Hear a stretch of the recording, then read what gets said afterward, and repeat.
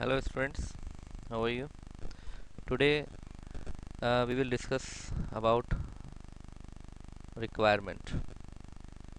The requirement determination, types of requirement gathering tools, JAD, Joint Application Development, advantage and disadvantage of JAD. What is requirement? Requirement के देखिए दो types होते हैं। एक functional requirements, मतलब आपका सॉफ्टवेयर क्या परफॉर्म करेगा, और एक नॉन फंक्शनल रिक्वायरमेंट कि यूज़र की तरफ से क्या रिक्वायरमेंट्स है उस काम को करने के लिए।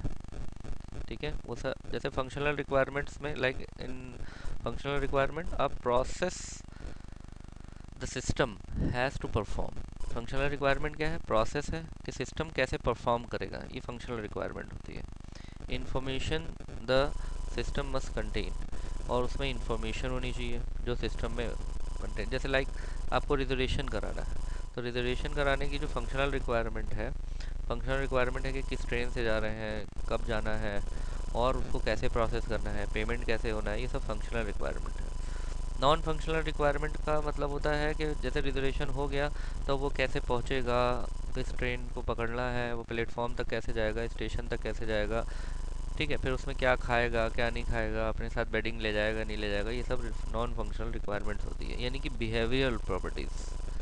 ठीक है, लाइक आपको बाइक चाहिए तो बाइक की फंक्शनल रिक्वायरमेंट क्या है? उसका इंजन, पिस्टन, पिकअप, माइलेज, ये सब फंक्शनल रिक्वायरमेंट्स है। नॉन फंक्शनल रिक्वायरमेंट क्या? आप उस पर बैठ के जो स्टाइल मार रहे हैं वो नॉन फंक्शनल रिक्वायरमेंट हो गया। उस पर बैठ करके आप तो कलाबाजी कर रहे हैं, करतब दिखा रहे हैं, स्टंट कर रहे हैं, वो नॉन फंक्शनल रिक्वायरमेंट्स हो गई, लेकिन वो रिक्वायरमेंट्स है। अब कोई स्टंट मैन अगर बाइक को लेगा तो उसको पिकअप भी चाहिए, यानी कि फंक्शनल रिक्वायरमेंट भी चाहिए, उसको ब्रेक्स चाहिए, उसको एक्सेलेटर चाहिए, उसको सब सारी चीज़ें चाहिए, उसकी ग्रिपिंग चाहिए, उसको माइलेज चाहिए, टॉर्क चाहिए, पावर चाहिए, सब चीज़ें चाहिए, वो फंक्शनल रिक्वायरमेंट्स आ जाएगा। अब स्टंटमैन की नॉन फंक्शनल रिक्वायरमेंट क्या है? उसको वो जंप करा सके। ओके, तो ये सब उसकी नॉन फंक्शनल रिक्वायरमेंट्स है। ठीक है, टाइप्स ऑफ रिक्वायरमेंट।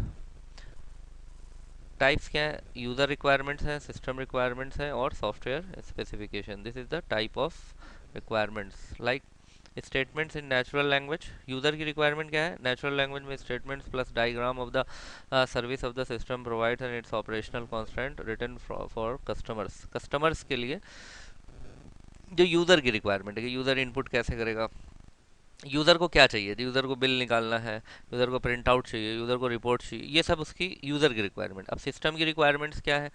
जो उसके स्ट्रक्चर्स हैं, जो उसकी डिटेल डिस्क्रिप्शंस हैं, ठीक है, और क्लाइंट और जो वो है डेवलपर है, इसके बीच में क्या कॉन्ट्रैक्ट है, क्या एग्रीमेंट है, ये सब सिस्टम रिक्वायरमेंट्स है। सॉफ्टवेयर स्पेसिफिकेशन मीन्स कि इसमें it contain the description of the software. ठीक है, जो भी इम्प्लीमेंटेशन होगा या जो क्या कहते हैं डेवलपर्स जो बनाएंगे उस चीज़ के लिए जो भी सॉफ्टवेयर की रिक्वायरमेंट पड़ेगी वो सॉफ्टवेयर स्पेसिफिकेशंस होते हैं। This is the diagram, just draw this diagram, types of requirements. System requirements में यहाँ पर आप सिस्टम रिक्वायरमेंट को अलग से ये भी डिफाइन कर सकते हैं। स्ट्रक्चर्ड डॉक्यूमेंट एक ऐसा डॉक्यूमेंट है जो स्ट्रक्चर्ड है, यानी कि वेल फॉर्मेटेड है, वेल अंडरस्टूड डॉक्यूमेंट्स है, विद हेडिंग्स, विद इंडेक्स, उसको हम स्ट्रक्चर्ड डॉक्यूमेंट कहते हैं। जैसे आपकी बुक स्ट्रक्चर्ड बुक होती है, तो उसमें पहले कवर पेज होता है, फिर एक्नॉलेजमेंट होता है, फिर प्रीफेस होता है, फिर इंडेक्स होता है, फिर चैप्टर्स स्टार्ट होते हैं। ऐसा नहीं है कि सबसे पहले पेज पे चैप्टर स्टार्ट हो गया फिर दूसरे पेज पे इंट्रोडक्शन है, ऐसा नहीं है। तो उसको हम स्ट्रक्चर्ड कहते हैं, मतलब एक प्रॉपरली डिजाइंड डॉक्यूमेंट। तो वो क्या करता है? Setting out the detail description of the systems function. System का फंक्शन, सिस्टम क्या सर्विस देगा, यानी कि सॉफ्टवेयर के फंक्शन, सॉफ्टवेयर क्या सर्विसेज प्रोवाइड करेगा, सॉफ्टवेयर के क्या ऑपरेशनल कॉन्स्टेंट्स हैं। कॉन्स्टेंट्स का मतलब होता है कुछ ऐसे नियम और कानून जिसको फॉलो करना ज़रूरी है। लाइक आप पासवर्ड, आप एटीएम से जब पैसा विड्रॉ करते हैं तो आपको पिन कोड देना ही देना है, ये उसका एक कांस्टेंट है। सेविंग और करंट अकाउंट चूज करना ही है, ये एक कांस्टेंट है। आप पैसे को विड्रॉ करें या ना करें ये कांस्टेंट नहीं है कि आपने एटीएम में कार्ड इंसर्ट करा है तो पैसे निकालना ज़रूरी है। लेकिन ज़रूरी क्या है? पिन कोड इंटर करना, कैश या विड्रॉ करना, उसको ये बताना कि आप प्रिंट रिसिप्ट का प्रिंट चाहते हैं या नहीं चाहते हैं। तो these are some constant. Constant मतलब मस्ट बी फॉलोड, उसको हम कांस्टेंट कहते हैं। तो सिस्टम रिक्वायरमेंट्स क्या है? वो कांस्टेंट्स को डिफाइन करना, फंक्शंस को डिफाइन करना, सर्विसेज को डिफाइन करना। ठीक है। System requirements are all of the requirements at the system level that describe the functions which the system as a whole should fulfill to satisfy the stakeholders need। stakeholder मतलब जो finally उसको use करना है, यानी कि user, उसको हम stake holders कहते हैं। एंड रिक्वायरमेंट्स, ठीक है, and are expressed in an appropriate combination of textual statement, views, non-functional requirement, latter is expressing the level of safety, security, reliability, etc. that will be necessary. So this is your system requirement. Functional requirement is, what is functional requirement? The system, यहाँ पे functional requirement definition है, अगर अलग से आ जाता है तो functional requirement आप दे दीजिए। फंक्शनल और नॉन फंक्शनल डिपार्टमेंट वो रिक्वायरमेंट में दोनों में डिफरेंस आता है, तो आप पहले फंक्शनल रिक्वायरमेंट लिखेंगे, फिर आप नॉन फंक्शनल रिक्वायरमेंट्स लिख देंगे कि क्या होता है। लाइक फंक्शनल रिक्वायरमेंट में system is able to generate reports, जैसे रिपोर्ट्स जनरेट हो रही हैं, प्रिंट आ रहे हैं, रिजल्ट्स आ रहे हैं, ठीक है, उसके इनपुट डेटा कलेक्ट हो रहे हैं, उसकी प्रोसेसिंग हो रही है, ये सब फंक्शनल, प्रोसेसिंग के लिए कैसे प्रोसेस करेगा, ये सब सारा फंक्शनल रिक्वायरमेंट्स है। तो यहाँ पर एक एग्जांपल के तौर पे सारी फंक्शनल रिक्वायरमेंट्स को एक्सप्लेन किया गया है। ऐसे ही नॉन फंक्शनल रिक्वायरमेंट्स क्या है, वो सारे यहाँ पर है non functional requirements. User requirement, what is user requirement? User requirement is that user requirement are typically written when discuss the use cases for a project, how to use the system use cases. The requirement definition is done with the customer or product manager that knows how the embedded system will be used by user। okay, user कैसे use करेगा। many user requirements deal with how a user will interact with a system। Interaction कैसे होगा, system को वो open कैसे करेगा, system को close कैसे करेगा, कोई स्क्रीन ओपन करिए तो उसको बैक कैसे जाएगा, कोई स्क्रीन पे कुछ सिलेक्ट करना है तो वो सिलेक्ट कैसे करेगा, अगर किसी पर्टिकुलर फील्ड को फिल करना है तो वो फिल कैसे करेगा, उसके लिए क्या वेरिफिकेशन वैलिडेशंस है वो उसमें आ जाएंगे लिख करके मैसेजेस के through.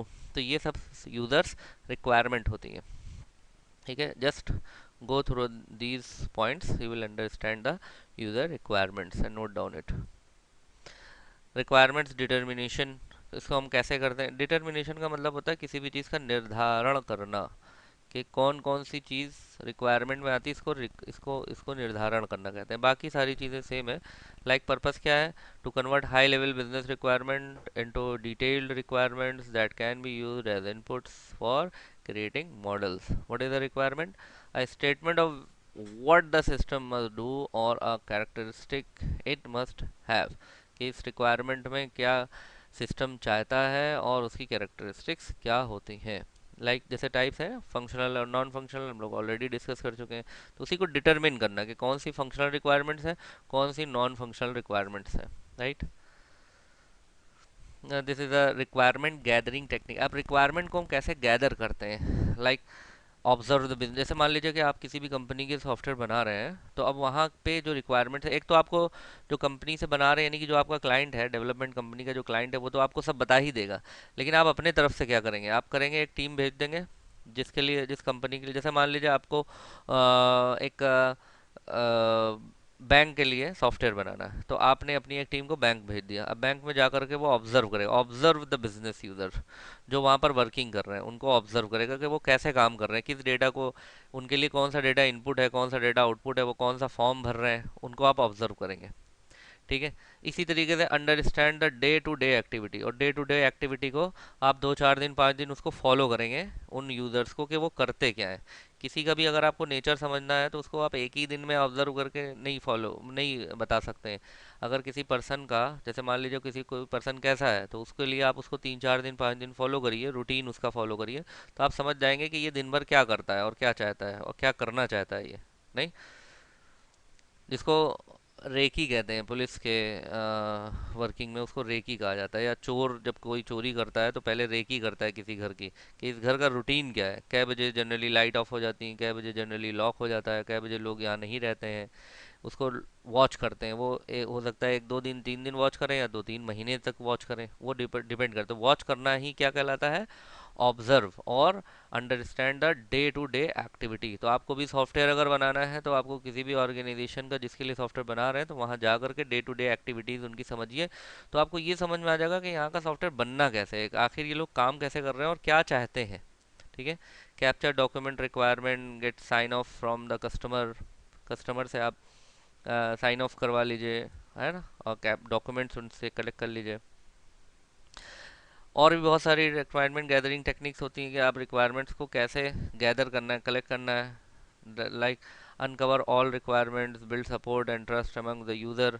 Like you can arrange the interviews, you can perform the Z joint application development. एक साथ कई लोग मिल करके एप्लीकेशंस को बना सकते हैं। क्वेश्चनर्स, लाइक एक लिस्ट ऑफ क्वेश्चनर्स तैयार कर लीजिए और उस क्वेश्चनर से क्या करिए, क्वेश्चनर क्या होते हैं? लिस्ट ऑफ क्वेश्चंस, जिनसे आप किसी भी, जैसे कोई फीडबैक लेना होता है तो उसमें 3-4 क्वेश्चन लिखे, तो क्या आप सेवा से संतुष्ट हैं, क्या यहाँ पर आपको कोई परेशानी हुई है, कस्टमर स्टाफ का बिहेवियर आपके साथ कैसा है, प्रोडक्ट आपको कैसे लगे। तो आप एक फीडबैक फॉर्म भरते हैं ना, तो वो क्वेश्चन ही तो होते हैं। तो उसी को हम क्वेश्चनायर कहते हैं, यानी कि लिस्ट ऑफ क्वेश्चंस। नाम देखिए क्वेश्चनायर्स है तो लिस्ट ऑफ क्वेश्चन। इसमें क्वेश्चन किससे रिलेटेड लिखे होंगे? कि जो डेवलपमेंट कंपनी को जो रिक्वायरमेंट गैदरिंग करनी है, जो रिक्वायरमेंट चाहिए, वो क्वेश्चन उस तरह का बना लेगी और सब यूज़र्स में, यानी कि कंपनी के सारे यूज़र्स में बांट देगी और वो उसको फिल करके वापस दे देंगे टीम को, और टीम उससे फिर अपना एक अंदाज़ा लगाएगी कि भाई ये इनको क्या रिक्वायरमेंट, उन्होंने जो आंसर दिए उसके हिसाब से वो काम करना शुरू करेंगे। डॉक्यूमेंट एनालिसिस, जिस कंपनी के लिए आप सॉफ्टवेयर बना रहे हैं उनके आप डॉक्यूमेंट्स ले लीजिए, उनके बायलॉज ले लीजिए, उनके नियम कायदे कानून ले लीजिए।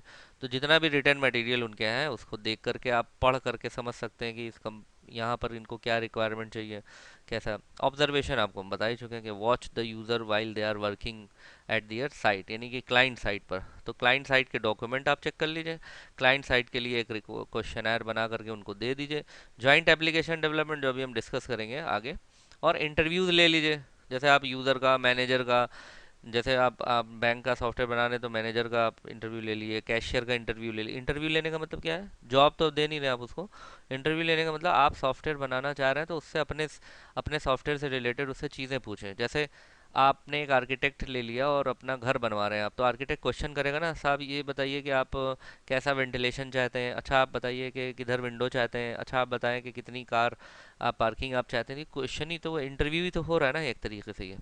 तो इंटरव्यू करके भी क्वेश्चन आंसर जो मिलेंगे, आंसर ही डेटा होंगे हमारे, और उससे डिसाइड हो जाएगा कि रिक्वायरमेंट किस तरह की है। ठीक है, क्लियर है?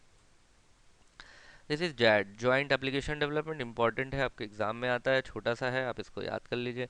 An extensive structure group process, ये ग्रुप प्रोसेस है, नाम ही इसका जॉइंट एप्लीकेशन डेवलपमेंट, यानी कि एक ऐसा डेवलपमेंट जिसमें जॉइंट हो। जॉइंट का मतलब मोर देन वन मेंबर। गोल क्या है? Produce complete requirement definition document, directly involve project sponsor, की मैनेजर एंड की यूजर्स विद सिस्टम एनालिस्ट। सारे लोग इसमें इन्वॉल्व होते हैं और हाई एंड के जितने भी इसमें स्टाफ हैं वो भी इन्वॉल्व होते हैं। इनका ये गोल है। An extensive structure group process है and it requires a trained facilitator and a comfortable facility for long term intensive work group।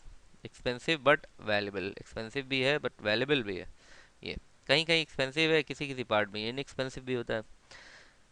ये इसकी कुछ एडवांटेजेस हैं, like system reduce the system development time. Time, क्योंकि कई लोग जब मिलकर किसी काम को करते हैं टाइम कम लगता है। Improve system quality, reduce system cost, enhance communications, ये इसके सब एडवांटेजेस हैं। These are some disadvantages, just go through the disadvantages. This is all about the requirements. That's it. Thank you.